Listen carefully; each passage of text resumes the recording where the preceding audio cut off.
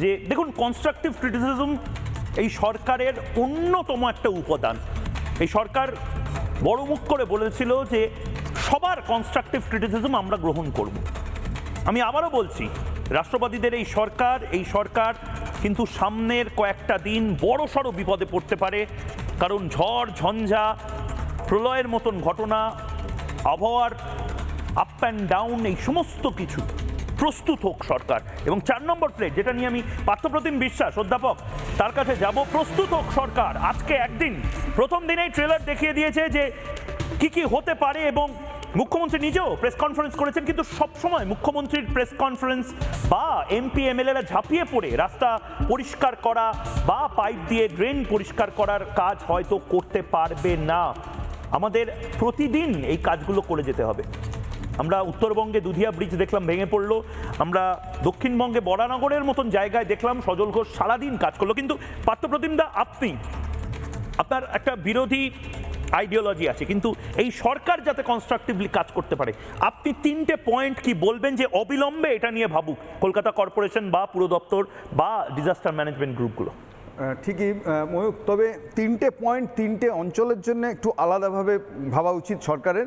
একটা হচ্ছে যে উত্তরবঙ্গ বা আমাদের পাহাড় ঘেঁষা অঞ্চল, সেখানে বিপর্যয় মোকাবিলা, স্থায়ী পরিকাঠামো নির্মাণের ক্ষেত্রে যে ভাবনা, কলকাতার মতো জনবহুল শহর সেখানে যে ভাবনা, আর হচ্ছে যে কোস্টাল এরিয়া আমাদের যা আছে সুন্দরবন সমেত একেবারে দীঘা থেকে শুরু করে, এই 3টে জায়গায় বিপর্যয় মোকাবিলার কৌশল পরিকাঠামো এগুলো একটু আলাদা হওয়া উচিত। আমি সময় কম আপনার, আমি শুধু শহরের জন্য অন্তত বলতে পারি যে আমাদের এখানে খুব বেশি বৃষ্টিপাত যদি হয়, আমি জানি প্রথমবার এখন সরকার এসছে ক্ষমতায়, এটা ফার্স্ট ইয়ার, ফলে এখন একটা বছর যাবে অন্ততপক্ষে পরিকল্পনা করা, আর পুরনো পরিকল্পনা সেটা হচ্ছে সাধুভাবে যদি রূপায়িত হয়।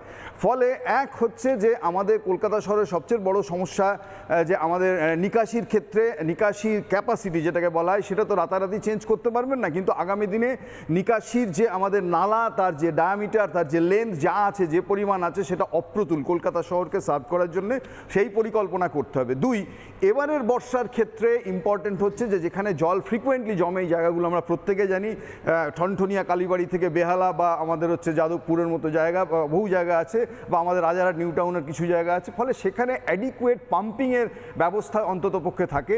3 নম্বর হচ্ছে যে আমাদের যে নিকাশি নালাগুলো বেদখল হয়ে গেছে, জবরদখল হয়ে গেছে, কেষ্টপুর খাল বলুন, বাগজোলা খাল বলুন, টালি নালা বলুন, এগুলোতে যে পরিমাণ সিল্টেড হয়ে আছে, তার কাজটা যদি শুরু করতে পারে সরকার, তাহলে আমি বলছি যে জমা জল চ্যাংদোলা করে যদি আমরা ছুঁড়ে ফেলতে পারি খালগুলোতে, তাহলে সেই খালগুলো সেই জলটা নিয়ে গিয়ে তার নিয়ারেস্ট ক্যাচমেন্টের জায়গায় ফেলতে পারে। ফলে এইটা বুঝতে হবে। এবং কলকাতা শহরে যেহেতু বৃষ্টির বেশিরভাগ জল অটোমেটিক্যালি গঙ্গায় পড়ে না, আমাদের শহরের ঢালটা উল্টো দিকে হওয়ার কারণে, ফলে আবারও বলছি যে আমাদের adequate number of pumping station, আমাদের পাম্পিং ক্যাপাসিটির অগমেন্টেশন সেটা বাড়াতে হবে, যেটা দীর্ঘদিন ধরে এই কলকাতা পুরসভায় যারা ছিলেন এর আগে, তারা আসলে এই দিকটা খুব বেশি নজর দেননি।